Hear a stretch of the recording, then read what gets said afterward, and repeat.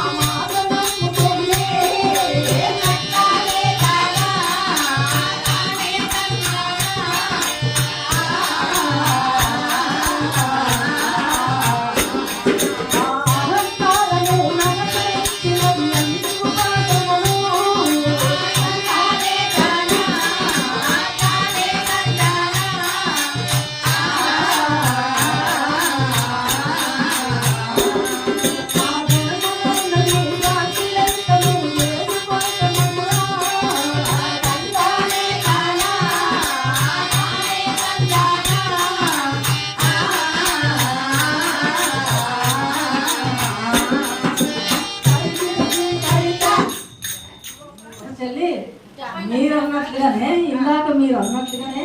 నాకు ఒక్క సందేహం వచ్చింది. ఎలాగంటే ఒక హరికథ మహాదాసుడు ఊరిలోకి వచ్చాడు. మన ముగ్గురు వచ్చినట్టు వచ్చాడు. ఎవరు పిల్లల ముందుకు వచ్చిన ఇట్లా మీరంతా కలిసి ఏదో మహనీయుడు బుర్రకథ బాగా చెప్తాడు, కడుపు నిండా తినాలి, వారిని పెట్టాలి, పంచగొచ్చ పదార్థాలతోటి అతనికి పెట్టి వారం రోజులు మేపినాక మంచిగా బ్రహ్మాండంగా అయింది. ఇక వస్తుంది గడువు, ఏముంది కథ చెప్పాలని వస్తుంది. రాగానే అక్కడ తేజీ కట్టిరు.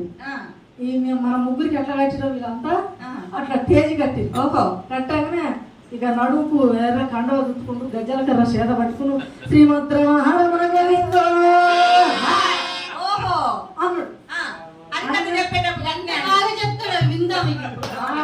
జనం ఎక్కడిది